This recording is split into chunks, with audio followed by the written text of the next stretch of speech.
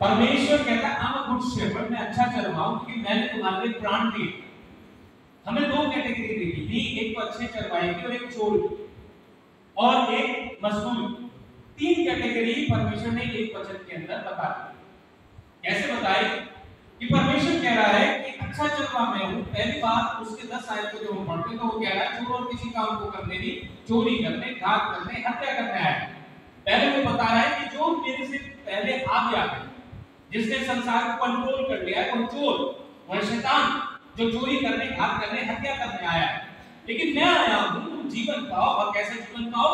हिदायत का जीवन पाओ। I came on this earth to give you life in abundance। समझ रहे? हिदायत का जीवन। लेकिन आज इंसान हिदायत का जीवन लेने के लिए तैयार नहीं, क्योंकि वो किसके पीछे है? चोर के पीछे। वो ये कोशिश में है कि मैं कैसे उन चीजों को प्राप्त कर लूं जो उसके लिए है। सिकंदर एक बहुत बड़ा व्यक्ति हुआ जिसका व्यक्तित्व पूरे समाज में इतिहास में रचा गया, लिखा गया, टीचर्स जानती है। जब वो मरा तो उसने क्या बोला पता है? जब मैं मरूं, उसने इंग्लिश में लिखा दो I have won or I have overcome on many things, I got a victory in many battles, but nothing I brought and nothing I carry with me। कुछ में लेके नहीं आया था, कुछ में लेके नहीं जा रहा। तो जो समाज जिसको मैंने जीता है, उस समाज के लोगों को ये बताना जब मैं मरूं तो मेरे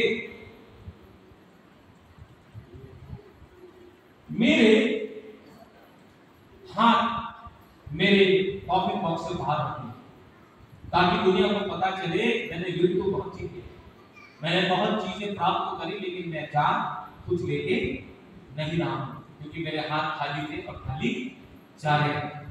क्यों उसने कहा? क्योंकि ये बताना चाहता था कि मनुष्य इस दुनिया में यदि सारे जगत को प्राप्त करने के लिए उसने बोला और अपने प्राण की हानि करे तो उसे किसका लाभ? आज मैं और आप अगर इस जगत में जगत की चीजों के पीछे भागेंगे तो मेरा और आपकी लाइफ की आखिरी जो डेस्टिनी है वो सिर्फ एक क्या है? कब्रगाह है। और उसके बाद जजमेंट किसके हाथ में है? परमेश्वर के हाथ में है। इसलिए परमेश्वर मुझको और आपको चिता रहा है इन दिनों में कि खुदा मुझसे आपसे मोहब्बत करता है और वो खुदा चाहता है कि मैं और आप अपनी जिंदगी को खुदा की रूहानियत में चलाए और खुदा में होके चले, ताकि जब वो कायनात का बनाने वाला खुदा अपने उस शौके आइन में आएगा, यानी कि ग्रीक में और इब्रानी भाषा में और उर्दू में लिखा है, जब वो अपने शौकत आराम में आएगा, यानी कि अपनी उस राजाए के राज के सिंहासन में बैठकर विराजमान आएगा अपनी सेना के साथ, तो मैं और आप उसके आगे खड़े ही होने चाहिए। इसलिए वो एक अच्छे चरवाहे का उदाहरण दे रहा है, कह रहा है कि मैं अच्छा चरवाहा, भेड़ों के प्राण दिया और मैं अपनी भेड़ों को जानता हूं, मेरे शब्द सुनती। तो हमने सीखा था कि हम भेड़ के माफिक उसके पीछे चले, उसके संग चले, उसकी आवाज को पहचाने, ताकि जो आवाज धीमी है वो हमारे तक पहुंचे और हम उसे अपने अंदर ग्रहण कर सकें। लेकिन आज की सुबह हम देखेंगे कि आज मैं और आप आशीष कैसे हो सकते हैं। चरवाहे की हम सुनते हैं, चरवाहे की हम मानते हैं, तो कुछ आशीष से चरवाहा हमें देता है। तो आज का टॉपिक जो एक वर्ड से मैं चाहूंगा आप उसको पढ़ें एंड वी फॉलो फॉलो। आगे नबी की पुस्तक उसका दूसरा अध्याय और उसकी 19 आयत को 18 और 19 आयत को हम देखेंगे क्या कहते हैं। पढ़े कोई आवाज में क्या अब तक बीज खत्ते में है, अब तक दाखलता और अंजीर और अनार और जैतून के वृक्ष नहीं फले, परंतु आज के दिन मैं तुमको आशीष देता, आज के दिन तक मैं तुमको आशीष देता रहूंगा। तभी उसी महीने के 24वें दिन को दूसरी बार यहोवा का ये वचन भाग्य के पास पहुंचा। यहूदा के अधिपति जरुब्बाबेल से यह कहे कि आकाश और पृथ्वी दोनों को मैं कंपवाऊंगा और मैं राज्य को की गद्दी को उलट दूंगा। मैं अन्य जातियों के राज्य का बल तोड़ूंगा और रथों और सवारों समेत उलट दूंगा और घोड़ों समेत सवार एक दूसरे की तलवार से गिरेंगे। सेनाओं के यहोवा की ये वाणी है,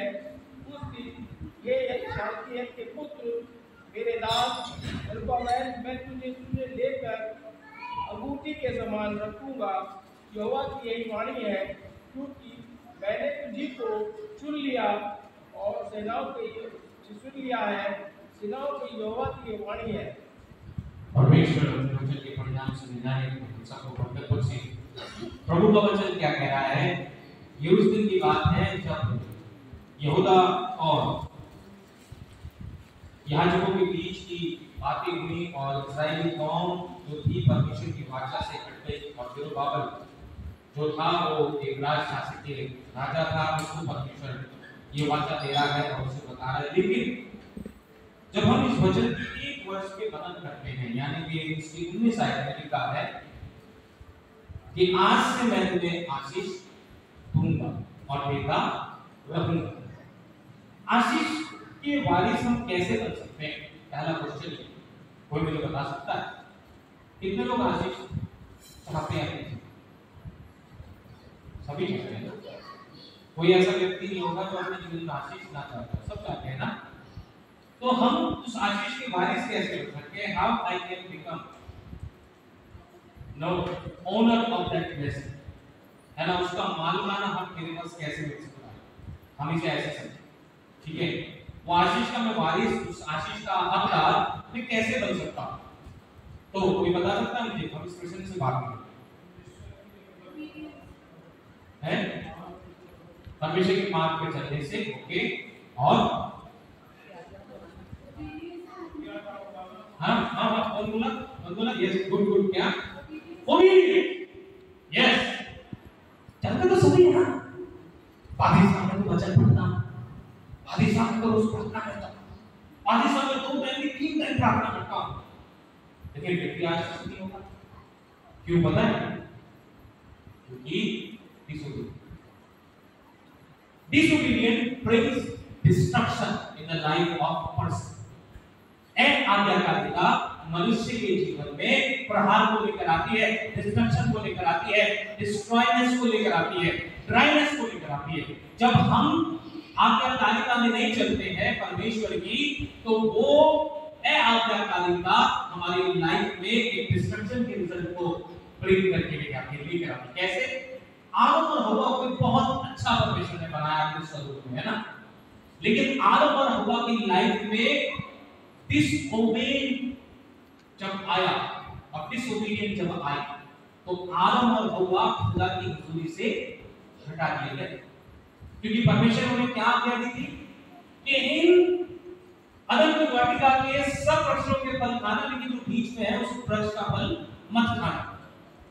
लेकिन शैतान जो चोर है वो हमेशा क्या काम करता है? चोरी करता है। यीशु मसीह ने पहले बता दिया, अच्छा चरवाहा मैं हूं, मैं तो अपनी भेड़ के लिए जान देता हूं, बलिदान देता हूं, और मेरी भेड़ जो मेरा शब्द सुनती है मेरे पीछे लेती है और मैं उनके लिए अच्छा इंतजाम करता हूं। लेकिन जो चोर है वो हमेशा ये चाहता है कि आपकी आज्ञाकारिता आपकी लाइफ में डिस्ट्रक्शन को, डिस्ट्रॉयनेस को लेकर, इसीलिए हम आशीष के वारिस नहीं बन पाते। क्यों? क्योंकि डिसोबीडिएंट ब्रिंग्स डिस्ट्रक्शन। और आदम और हव्वा के साथ ही, आदम के पास सब कुछ था, he was flourish man, Eve was flourish woman, वो उसके पास सब कुछ था, बहुतायत से, उनको किसी चीज की कमी नहीं थी, बट चोर ने उनकी लाइफ में एंट्री करकर उनको परमेश्वर की मस्ती से दूर कर दिया। इसी समान में आपकी जिंदगी होती है। बेशक हम चर्च जाते हैं, इबादत करते हैं, कमेटी का हिस्सा भी होते हैं, आसमान के संग भी चलते हुए दिखते हैं, उड़ते हुए दिखते हैं, डीएस के साथ भी भागते हुए दिखते हैं, उड़ते हुए दिखते हैं, लेकिन हम परमेश्वर की दृष्टि में ओबीडिएंट नहीं होते।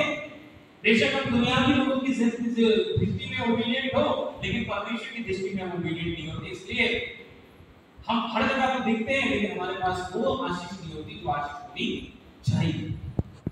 हम अपने एक्शन से कामों को करते तो हैं, लेकिन हमारी जो वास्तविकता की जो वैल्यू है वो परमेश्वर की निगाह में जो है ओबीडिएंट की, डिसोबीडिएंट की होती है, जिसके कारण ब्लेसिंग्स हमारी लाइफ में फ्लो नहीं होती। हमारी लाइफ में ब्लेसिंग कब फ्लो होती है? जब हम ओबीडिएंट होते हैं। और ओबीडिएंट के लिए हमें क्या करना पड़ेगा? परमेश्वर ने बहुत अच्छी बात, व्यवस्था विवरण उसका 28 अध्याय उसकी 2 आयत में बोल रखा है, मेरे को पढ़ के बोले नवाज की क्या कहता है? अपने परमेश्वर यहोवा की सुनने के कारण, ये आज्ञा अपने परमेश्वर यहोवा की सुनने के कारण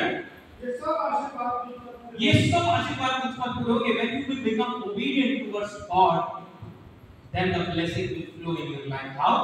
First blessing कैसे क्या करना पड़े? धन्य होगा तो नगर में, धन्य होगा तो खेत में, धन्य होगी तेरी संतान। Praise the Lord. पहली ब्लेसिंग की दे रहा है वो ओबीडिएंट होने की। जब तुम परमेश्वर की आज्ञा का पालन करोगे, लगातार खुदा की हैकल में आओगे, लगातार खुदा से प्रार्थना करोगे, लगातार खुदा की संगति में बने रहोगे, लगातार खुदा की आज्ञाकारिता के एक भाग बने रहोगे, तो परमेश्वर कहेगा पहली ब्लेसिंग जिस नगर में तू रहता है, जिस नगर में तू रहती है, उस नगर में तुझे क्या करूंगा? धन्य करूंगा। Praise the Lord. और क्या कहता है दूसरी बात? धन्य होगा तू खेत में, जिस क्षेत्र में तू नौकरी करती है, जिस क्षेत्र में तू नौकरी कर रहा है, मैं उस क्षेत्र में तुझे सम्मान दूंगा। Praise the Lord. तीसरी बात क्या कहता है? धन्य होगी तेरी संतान, जिन बच्चों को तेरी पत्नी ने जना है, तूने जना है, वो संतान आशीषित होगी, वो कामयाब होगी, क्योंकि तू क्या करता है? परमेश्वर की आज्ञा का पालन करता है। Praise the Lord. Obedience brings blessing in your life. Hallelujah. इसलिए परमेश्वर कह रहा है हागै की नबी की पुस्तक में इस्राएली कौम को कि आज से मैं तुम्हें आशीष दूंगा। क्यों आशीष दूंगा? क्योंकि जब तुम मेरी आज्ञा के वारिस बन जाओगे, मेरी आज्ञा का मानने वाले बन जाओगे, मेरी आज्ञा के पीछे चलने वाले बन जाओगे, तो मैं तुझे धन्य करूंगा नगर में, मैं धन्य करूंगा खेत में, और धन्य करूंगा तेरी संतान को। हालेलुया। और वो परमेश्वर का वादा, वो कहता है आकाश मिल जाएगा, पृथ्वी मिल जाएगी, लेकिन मेरे वचन कदाचित नहीं टलेंगे, क्योंकि वो वादा का खुदा है। लेकिन वो खुदा भी सिखाने वाला भी खुदा है। जब हम उसकी निगाह में आज्ञाकारिता के रूप में नहीं चलते हैं और डिसोबीडिएंट को करते हैं, तो वो खुदा हमें ब्लेसिंग देने से रुक जाता है। समझ रहे हैं? आशीष देने से रुक जाता है। और लोग बात कहते हैं भाई साहब हमारे परिवार में प्रार्थना करो, हमारे परिवार में प्रार्थना करो, हमारा परिवार बड़ा टूटा है। क्यों? क्योंकि उस परिवार में आज्ञाकारिता नहीं है। अगर आज्ञाकारिता नहीं है तो आशीष नहीं है। परमेश्वर कह रहा है आज्ञाकारिता। जब यहोवा के वचन का तू पालन करेगा तो ये आशीष तेरे जीवन में आएगी। धन्य होगा तो नगर में, जिस कंपाउंड में रहती है मेरी बहन, जिस कंपाउंड में रहता मेरे बहन, वो धन्य होगा। धन्य होगा तो खेत में, जिस खेत में यानी कि जिस जगह पे तू नौकरी करता है, वो जगह तेरी आमदनी, तेरी कमाई में तेरी ब्लेसिंग रहेगी। और तेरी संतान जिसको तेरे पति और तूने जना है, वो बच्चे आशीषित होंगे। हालेलुया। तो obedience bring blessing in your life. जब आप आज्ञाकारिता के चलेंगे तो ये तीन आशीष जो सबसे इंपॉर्टेंट है, जिस नगर में रहते हैं उसमें, जिस नौकरी को करते हैं उसमें, और जिन बच्चे को प्रभु ने आपको आशीष के रूप में दिया उनके जीवन में ये ब्लेसिंग्स जो होना बहुत इंपॉर्टेंट है। हालेलुया। और यही आज के वर्तमान की मेरे और आपकी इंसान की सबसे ज्यादा इंपॉर्टेंट और प्राइमरी नीड। हालेलुया। और जो जिसकी बात खुदा कर समझ रहे हैं, वो खुदा बहुत इंटेलेक्चुअल गॉड है। God is so intellectual God. परमेश्वर आपकी सोच से पहले जानता है कि आपकी सोच में क्या चल रहा है। समझ रहे हैं? क्योंकि उसने आपको रचा, you are created in his own image and likeness. जब आदम और हव्वा को रचा परमेश्वर ने अपनी दृष्टि में, तो सबसे बड़ी बात अदन की वाटिका में आदम को वो रोज बुलाता था शाम के पहर में, आदम आदम तू कहां है? Adam Adam where are you? तो आदम तुरंत निकल के आ जाता था उपस्थिति में परमेश्वर की। लेकिन अब जब आदम और हव्वा की लाइफ में सिन आ गया है, डिसोबीडिएंट आ गई है, तो God is crying Adam Adam where are you? आदम और हव्वा अपने आप को छिपा रहे हैं, क्योंकि उनके जीवन में डिसोबीडिएंट ने उनको घेर लिया है, पाप उनको घेर लिया है, क्योंकि उन्होंने परमेश्वर की वाचा को तोड़ दिया। और काफी बार जब पाप हमारी जिंदगी में होता है, डिसोबीडिएंट हमारी लाइफ में होती है, तो हमारी जो जीवन है वो परमेश्वर के आगे खड़े होने योग्य नहीं होता है। अगर मैं पास मानूं पाप मेरी जिंदगी में, तो इस व्यक्ति की सेवा देने में योग्य नहीं होगा। समझ रहे हैं? और इसलिए लेवी जो घराना था उनको याजक के पद के लिए अलग किया गया था। लेवियों को, याजकों को अलग किया गया था। क्यों? क्योंकि वो उनकी जो सेवा थी वो इंपॉर्टेंट सेवा थी। और इसीलिए परमेश्वर ने मुझको और आपको चुना है। इसलिए वो कहता है तुम मेरे चुनाव मंच अधिकारी याजकों का समाज हो। पहले तुम कुछ नहीं थे, वी वर नथिंग, हमारा कोई अस्तित्व नहीं, पहचान नहीं थी, भी परमेश्वर नाम की हमारी पहचान बनी, और तब बनी जब हमने उसकी आज्ञा का पालन किया। आदम और हव्वा ने आज्ञा का पालन नहीं किया, परमेश्वर की उपस्थिति से हट गए। अगर आज आपकी जिंदगी में डिसोबीडिएंट है तो मेरे प्रियो आपके पास कोई ब्लेसिंग नहीं आएगी, जो ब्लेसिंग परमेश्वर आपको देना चाहता है। आप ये मत सोचिए कि I have money that this is called the blessing. No, blessing क्या है? शांति। प्रभु यीशु मसीह ने क्या बोला? आज जब ललित भाई प्रार्थना कर रहे थे, उन्होंने उस वचन को कोट किया, कहता है मैं अपनी शांति तुम्हें दे जाता हूँ, जैसे जगत नहीं देता, परंतु उससे परे हटकर अपनी शांति दे जाता हूँ। तुम्हारा मन व्याकुल ना हो, यूहन्ना 14 में लिखा है ना, तुम्हारा मन व्याकुल ना हो, तुम्हारा मन घबराए। देखो मैं चाहता हूँ कि तुम्हारे जगह तैयार करता हूँ ताकि वापस आओ तो अपने संग लेना, परंतु मैं शांति तुम्हें दे जाता हूँ ताकि जो जगत में नहीं, परंतु जगत से परे हटकर वो शांति परमेश्वर देने वाला परमेश्वर। अब जब हम आज्ञाकारिता में चलते हैं तो हम आशीष जो है हमारे लाइफ में आती है और हम आशीष के जो है वारिस हो जाते हैं। दूसरी बात, पहली बात जो हम आशीष के हम वारिस बनना चाहते हैं तो ओबीडियंस हमारे लिए इंपॉर्टेंट है। तो 3 ब्लेसिंग परमेश्वर कह रहा है, नगर में आशीषित होगा, खेत में आशीषित होगा और तेरी संतान आशीषित होगी। दूसरी बात, आशीष विश्वास से आती है, faith. No, through faith we bring blessing. कैसे? हम पद देखेंगे इब्रानियों की पत्री उसका 11 अध्याय उसकी 6 आयत को पढ़ें। 6 आयत को पढ़े, इब्रानियों 11 उसकी 6 आयत। और विश्वास बिना उसे प्रसन्न करना अनहोना है। हालेलुया। अगर विश्वास नहीं है, याकूब कहता है विश्वास बिना कर्म क्या है? क्या है? अरे जोर से बोलिए, क्या है? अधूरा है ना। अगर विश्वास है और कर्म नहीं है, और विश्वास नहीं है तो कर्म है, तो क्या दोनों चीजें अधूरी है। इंपॉर्टेंट है विश्वास, ठीक है। तो क्या कह रहा है कि बिना विश्वास करे उसे प्रसन्न करना क्या है? अनहोना। किसको? To please God.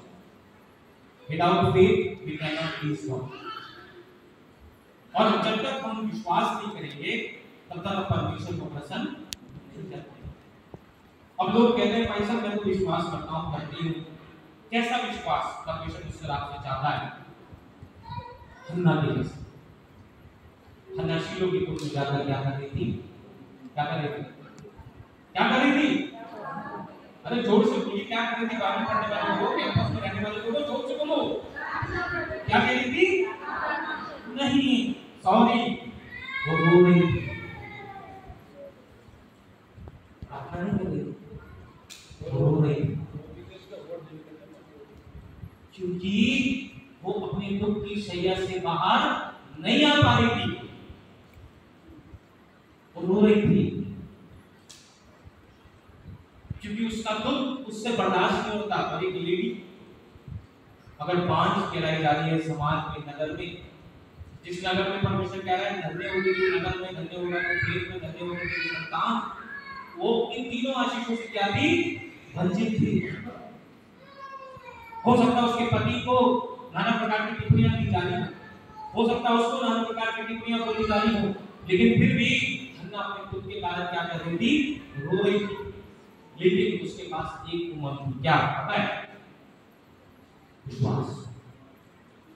फेथ। उसे पता था कि एक है जो मेरी समस्या का समाधान कर सकता है। वो कौन है? इब्ने खुदा, Elohim God, the God of universe, creator, वो कर सकता है। उस याजक ने बोला कि तू मदिरा पी के क्या हो गई है? मतवाली सी बन गई है।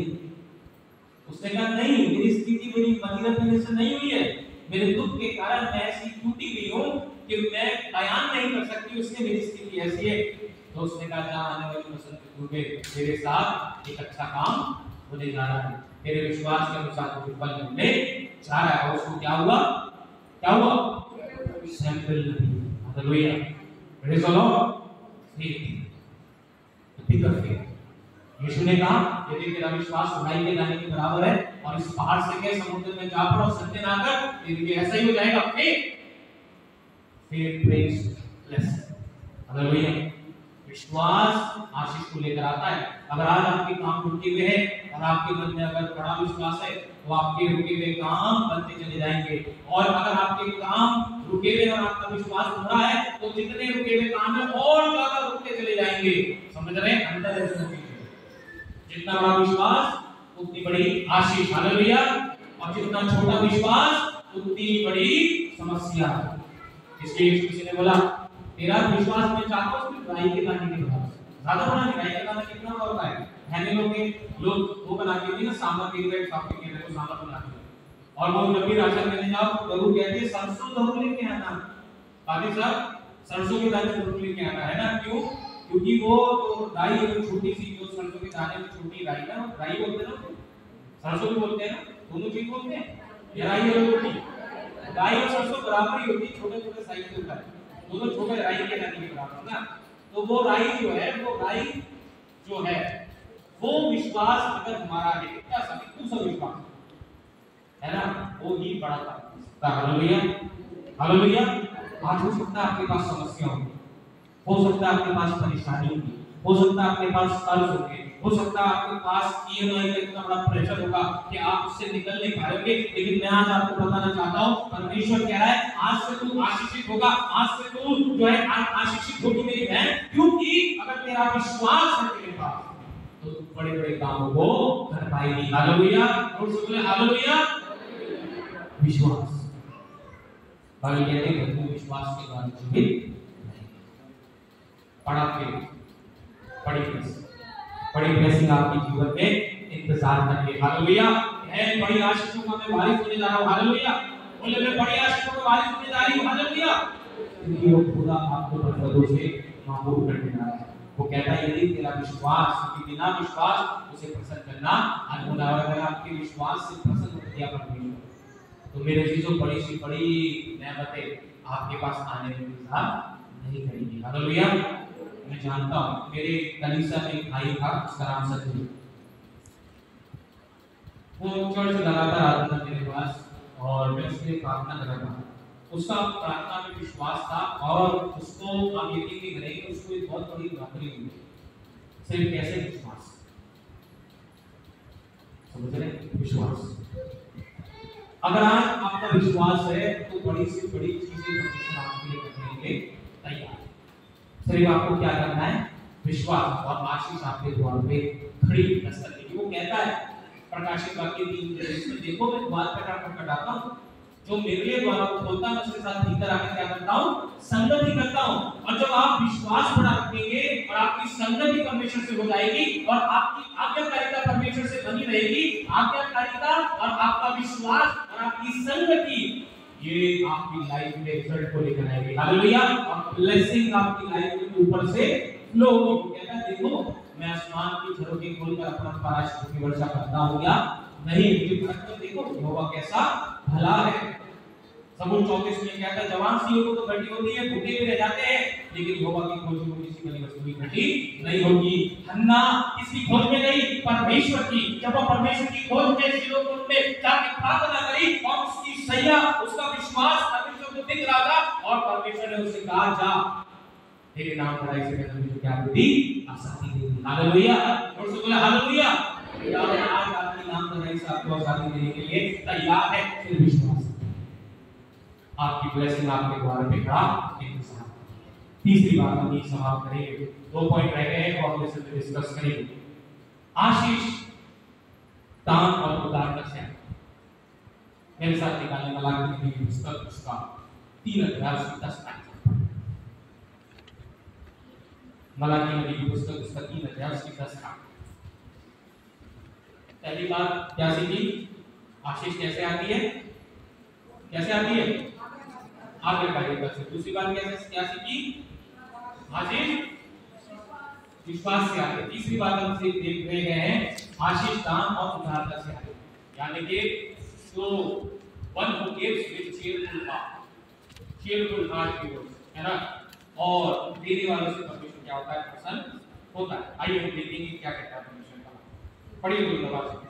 मैं तुम्हारे लिए नाश करने वाले को ऐसा भूखूंगा। मलाकी 3:10 पढ़े हैं। सारे दशमांश भंडार में ले आओ, सारे दशमांश भंडार में ले आओ, मेरे भवन में किसी वस्तु की घटी ना। Hallelujah. Committee finance committee chairman कौन है? फाइनेंस कमेटी चेयरमैन कौन है हमारे लिए सर? अरे कौन है भैया कमेटी फाइनेंस कमेटी चेयरमैन कौन है? मिस्टर आनंद आज आएंगी? अच्छा चलो कोई बात नहीं। तो कितना टाइम चर्च में आता है? टाइम कितने देते हो? 1 2 3 4 5 लोग 10 माइनस देते हैं, बस 5 ही लोग। गजब की बात है। मेरी आवाज तेज है, आ रही है ना सबको? प्रभु कह रहा है जब तू देगा तो पाएगा, तो तुम्हें दिया जाएगा। यीशु मसीह एक बार मंदिर में बैठे थे और लोग बात दान दे रहे थे।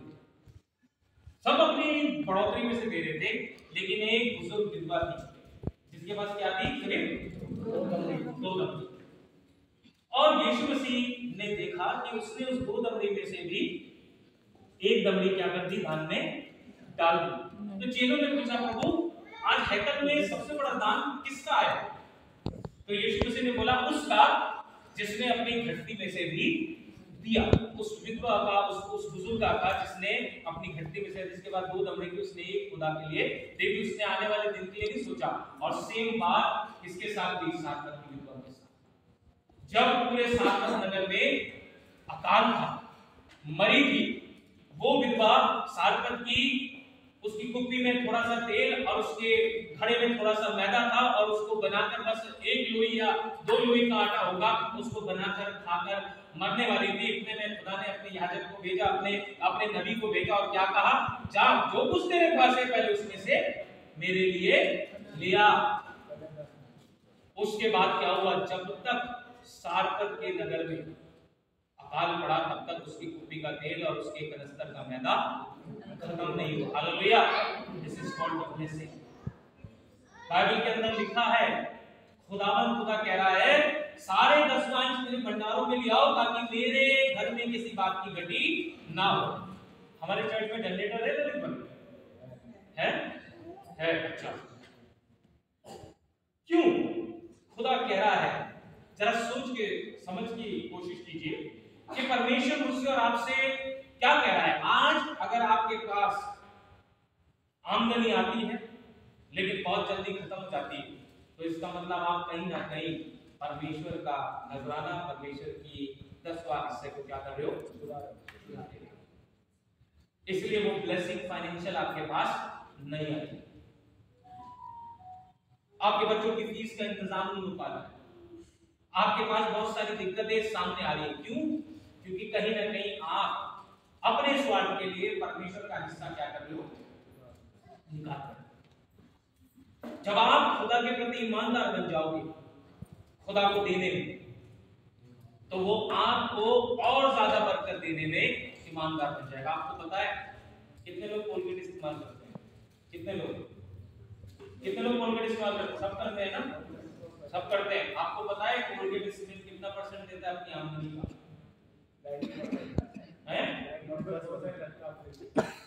90% वो देता है किसके लिए? खुदा के कामों के लिए। ओनली 10 to 20% वो अपने पास रखता है। जरा सोच के देखिए। और आज कोई भी ऐसा व्यक्ति नहीं जो कोलगेट का प्रोडक्ट ना यूज करता हो। कोलगेट का ऐड बहुत कम आता है, बहुत रेयर आता है ना? वो ऐड पे जितना ज्यादा खर्चा नहीं करता, लेकिन फिर भी उसकी इतनी बड़ी इंडस्ट्री चलती है। समझ रहे हैं आप? क्यों मैं आपको बता रहा हूं ये बातें, ये प्रैक्टिकल एग्जांपल्स? क्योंकि जब इजरायली समुदाय ने खुदा की हैकल या खुदा के कामों को पूरा करने में सक्षम नहीं रहे, सो उन्होंने समस्याओं का सामना किया। आज वही नेचर मसीह समुदाय के अंदर है। हम खुदा की हैकल और खुदा के कामों में रुचि नहीं लेते, हम देने में रुचि नहीं लेते, हम अपने आप को करने में रुचि नहीं लेते, जिस कारण हमारे पास ब्लेसिंग्स रुक जाती है। अगर हमें आशीष का वारिस बनना है तो हमें उदारता से देने वाला भी बनना पड़ेगा। फिर खुदा का कलाम कहता है परमेश्वर हर्ष से देने वालों से प्रसन्न होता है। हालेलुया, हालेलुया, जोर से बोला हालेलुया, हालेलुया। दान 5000 रुपए पहले संडे की भी वो अपनी जिस चर्च में मैं सेवा देके आया ना, उस चर्च की एक संडे की ऑफरिंग 8 से 10,000 रुपए आती है, एक संडे की नॉर्मल एक संडे। और पहला संडे 24,000, 25,000, 30,000 ऐसे जाती है। और आप ही की कैसे लोगे? लेकिन पता है जब पासवान मैं ऑल्टर पे चढ़ता था, ऑल्टर पे चढ़ने के साथ मैंने ओपनिंग प्रेयर शुरू करी, पार्टी साहब ये मेरी शुक्राना, मेरे बेटे का जन्मदिन है, 2,000 रुपए 3,000 रुपए की शुक्राना, पार्टी साहब ये मेरे 10वां हज का शुक्राना, पार्टी साहब ये समझ रहे हैं? ये हम कितना लेके आते हैं? पहले संडे में आया, पहले संडे में किसी ने कोई थैंक यू कैलेंडर नहीं दिया, दिया होगा या डाला होगा तो गरम पात्र में डाल दिया होगा या बैग में अपने घर में डाल दिया होगा। क्यों? क्योंकि हम अपने हाथों को क्या कर रहे हैं? खींच रहे हैं। और खुदा कह रहा है मैं चाहता हूं तू उदारता से दे, अगर तू देगा तो तुझे मिलेगा, तू देता नहीं इसलिए तुझे मिलता भी नहीं। क्योंकि मैं और आप जब खुदा में, तो खुदा का कलाम क्या कहता है? मेरे साथ एक पद निकालिए, इफिसियों की पत्री उसका 1 अध्याय 3 में पढ़ो, हम क्लोजिंग प्रेयर पढ़िए। इफिसियों 1:3 हमारे प्रभु यीशु मसीह के परमेश्वर और पिता का धन्यवाद हो, हमारे प्रभु यीशु मसीह परमेश्वर पिता का धन्यवाद हो कि उसने हमें मसीह में स्वर्गीय स्थानों में सब प्रकार की आत्मिक आशीष दी है। Hallelujah, praise the Lord. जब आप खुदा को उदारता से देंगे तो ये वचन आपकी जिंदगी में पूरा होगा कि धन्यवाद परमेश्वर प्रभु यीशु मसीह और पिता का कि जिसने हमें अपने पवित्र स्थान में सारी स्वर्गीय आशीषों का वारिस बनाया है। हालेलुया, समझ रहे? अब हन्ना आगे जब पढ़ेंगे ना, हन्ना केवल वहां पे प्रार्थना करने नहीं थी, उसने अपना 10वां हिस्सा भी खुदा के आगे पर डाला था प्रार्थना के साथ। खुदा ले जो आज मेरे पास है, ले खुदावन, और मैं चाहती हूं तुझे दे। और इसमें मलाकी नबी की पुस्तक जो है, इसमें क्यों 10वां अंश के बारे में लिखा है? 10वां अंश के बारे में इसलिए लिखा है कि this is the obedience of God, परमेश्वर की आज्ञा है, commandment of God. Commandment and obedience के बीच का एक ब्रिज है जिसे आप और मैं पूरा करते हैं। समझ रहे? परमेश्वर ने कहा सारे 10वां अंश मेरे भंडार में ले आओ ताकि किसी वस्तु की घटी ना। और मुझे पता कि मैं अपना राष्ट्र की वर्षा करता हूं या नहीं, क्योंकि जब आप देंगे तो आपको मिलेगा। मेरी गारंटी, मैं आपको गारंटी दूं, मेरा अनुभव है, मैं अपनी गवाही बता रहा हूं। मैं जब क्लेमेंट टाउन चर्च में था, मैं अपनी ये गाड़ी लेके गया, मेरे पास मात्र 500 रुपए बचे थे। आज मैंने कहा प्रभु मैं जो हूँ ये अगर 500 रुपए डाल दूंगा तो मैं 2,000 रुपए का पेट्रोल लगेगा, मुझे कैसे मिलेगा?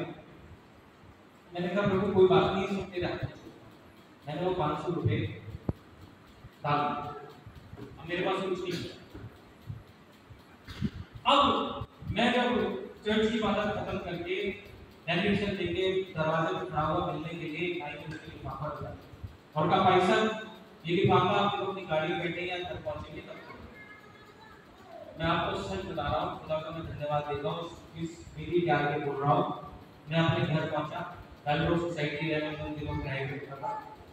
मैंने अपनी गाड़ी नीचे पार्क करी, ऊपर गया, प्रार्थना किया, उस लिफाफे को खोलो, उसके अंदर हालेलुया 2,000 रुपए। हालेलुया, यही गवाही है मेरी भाई की, मेरा बेटा बड़ा बेटा यहाँ पे है। हमारा राशन खत्म हो गया, हमारा स्टाइपेंड नहीं आया कॉलेज में और हमारी फीस नहीं गई कॉलेज में। और मेरी भाई उन दिनों मेरे बेटे को, बड़े बेटे को फीड करती थी, ये मात्र 2-2.5 साल का था। हमारा राशन खत्म, हमारा स्टाइपेंड नहीं मिला, तो मेरी भाई कहने लगी ये दोपहर का दाल चावल है, ये खा लो, और उसके बाद क्लासेस तुम्हारी 4 बजे की और परमिशन प्रबंध करेगा, हमने प्रार्थना करेंगे 3 घंटे प्रार्थना घुटनों पे आके अपनी नींद को डाला। 4 बजे की क्लास थी, 4:45 बजे मेरा द्वार किसी ने खटखटाया कि भाई साहब मैंने बोला एक भाई 5 किलो का तेल, 5 किलो चावल, 5 किलो दाल है और 5 किलो चीनी और चाय का लेकर कहने लगे भाई साहब मैं रिलायंस स्मार्ट में शॉपिंग कर रहा था अपने राशन की। मेरे मन में कहा कि मेरे खाने को जरूरत है, उसकी बच्चा भूखा है, उसे नहीं पता कि शाम को उसके लिए क्या इंतजाम होगा। मैं आपके लिए लिया कॉम्बो पैक था, मैंने अपने लिए लिया, इसके साथ ये खरीद लिया, तो मैंने सोचा मैं आपको देता हुआ चल रहा तो भाई इस दुनिया में नहीं है तो खुदा के पास वो जबलपुर हाई कोर्ट में इस हालेलुया अपने खाने के हालेलुया सो खुदा अपने खाने के लिए इंतजाम कर सकता है, तो खुदा आपके लिए इंतजाम कर सकता है। हालेलुया जोर से बोला हालेलुया। क्योंकि वो खुदा कहता है वो खाता से देता है मैं उसकी जरूर पूरा हालेलुया। ये बात नहीं बहुत चमत्कार है। मैं आपको क्या बताऊं, जमाने में जो में हम गवाही देंगे तो बहुत मरेकल परमेश्वर ने हमारी लाइफ में किया है। मैं आपको बता नहीं सकता, मेरी जिंदगी मरेकल से भरी हुई है। मैं मनुष्य पे भरोसा नहीं करता, मैं किस पे भरोसा करता हूं? खुदा पे। और खुदा कभी भी जो है खाने नहीं देता, खुदा हमेशा